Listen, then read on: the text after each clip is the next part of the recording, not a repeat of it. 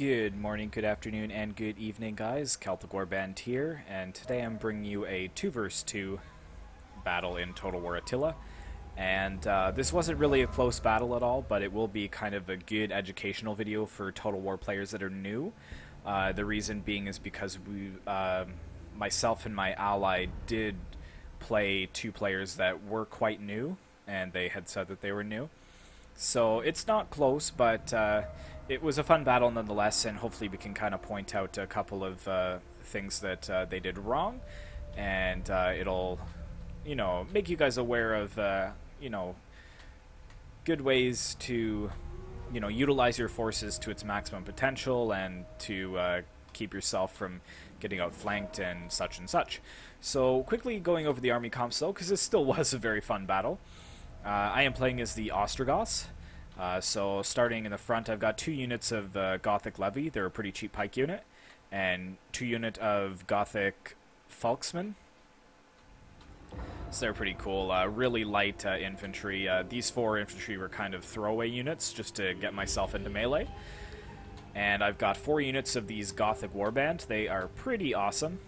I really like them. And then I've got 4 units of Thracian Oathsworn. So these are like my most elite of elite unit. So they look pretty cool. I love Oathsworn. And that's my infantry force. And then I got my Gothic General.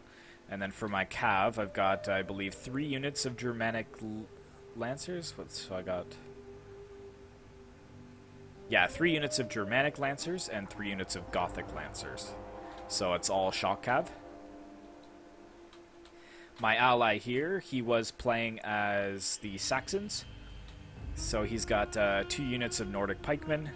He's got some Nordic band. He's got some Nordic warriors here. Nordic axe warriors. You can take a look at them if you want. He's got a lot of Nordic axe warriors. And Nordic raid leader for his general. So there's the axes. He's got his pikes there. Yeah, so a lot of axes. And then for his cav, he's got some Saxon Lancers, 3, 4, 5, 6, 7, 8 units of Saxon Lancers. So very, very deadly cav force for both of us. Looking at my enemies, the one player is playing as Western Romans, one player is the Eastern Romans. So the Western Roman player, he's got some elite ballistarii. So he's got 4 units of them. He's got his general's bodyguard. He's got some Scole Gentiles, 2 units of them, and some Scout Equites. And is this the rest of his force here? Yeah, it is. So he's got some Herculani Signores. He's got 2 units of them. He's got some Praetores Domestici. He's got 2 units, 3 units of them. And actually 4, 5, 6 units of them. And what does he got? 3 units of these Herculiani. And then the Eastern Roman player, he's got some armored Sagittarii. He's got 4 units of them. Sorry, I'm probably slaughtering these names, but... And he's got some Hentiarii guards. He's got 3 units of them. He's got some Palatina and some Palatina guards. He's got some Protector Domestici, some Eastern Armored Legio. Just a whole ton of different units. I think he was just kind of trying them out to see which ones were which. But very cool army here. And he's got some Roman pikemen here as well, being the Eastern faction and such. So yeah, let's start this battle. Oh, well, actually, we'll take a look here. It was only a 5-minute battle, so it's going to be quite quick. But you can see our count, 3,700 to 4,200. So the enemies do outnumber us a little bit. But yeah, let's get started. Oops. Let's unpause the game first.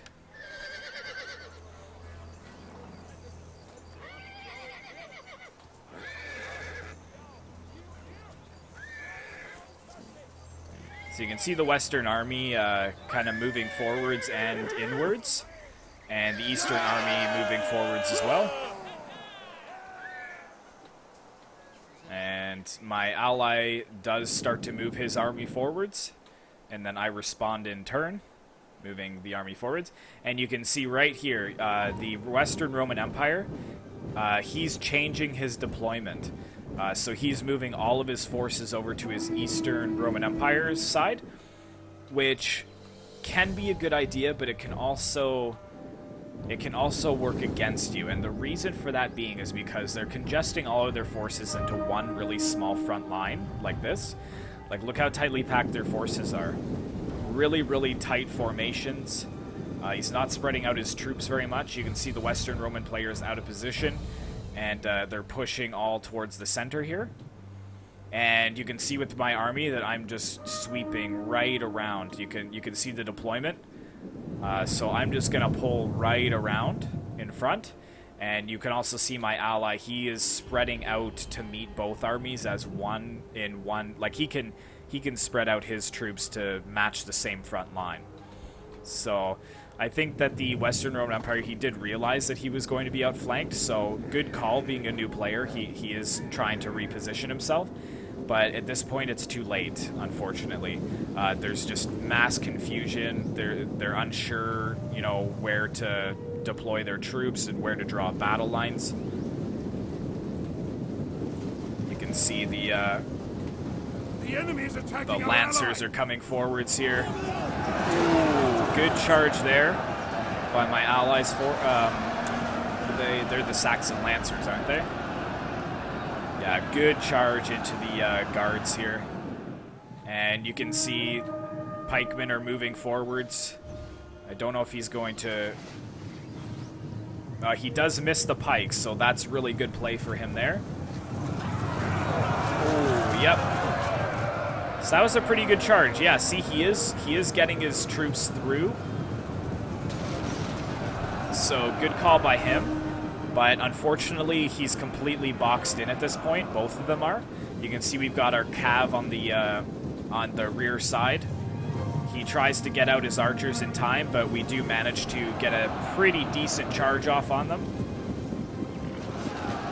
Yeah, so that's not going to be good for those archers. They're pretty much out of commission now. And you can see that I'm taking my other cav, and we're just going to be boxing the Western Roman player in more and more. The enemy general is dead. So already one of their generals is dead. You can see the front line is starting to form here. Let's get some slow motion going here, and actually take a look at the tactical map. So yeah, you can see how the my ally has gotten this flank, and we're kind of just sandwiching them in the middle.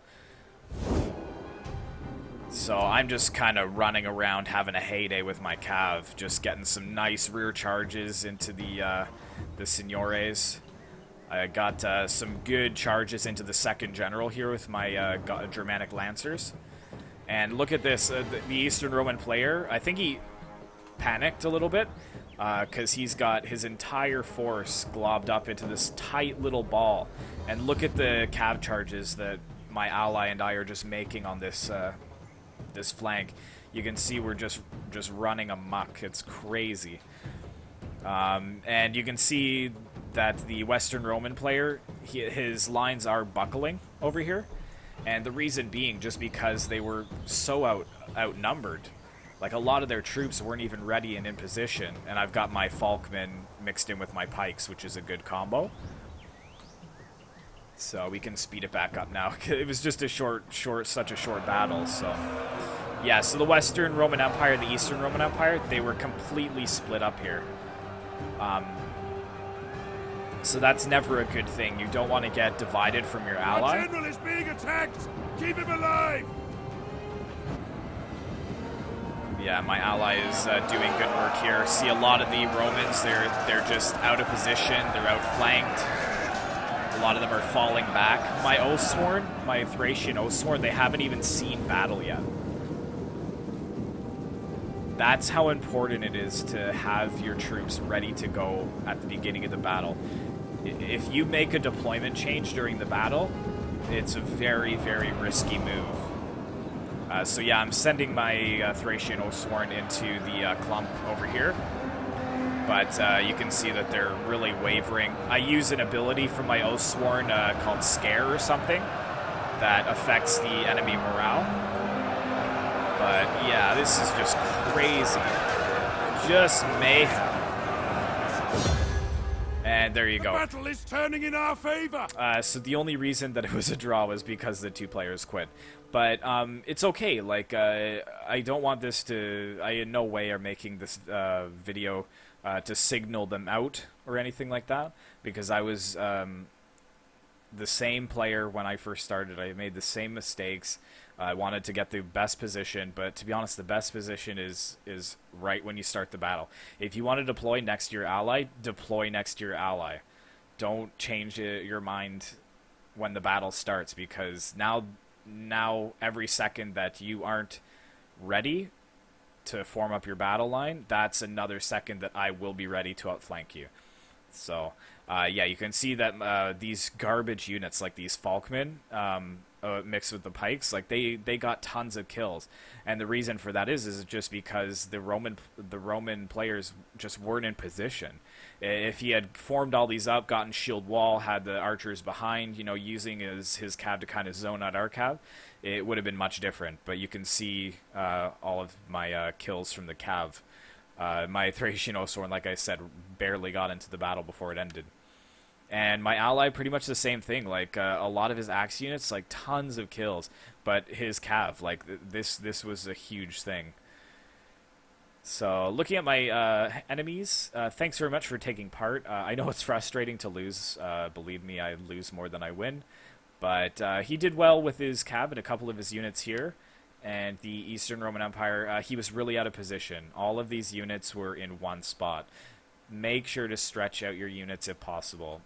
Deploy them, and then make decisions before you start the battle. Like, am I gonna rush? Then you need to rush. Like, don't sit back with a non-rush army and get skirmished down and then decide to attack. It's too late at that point.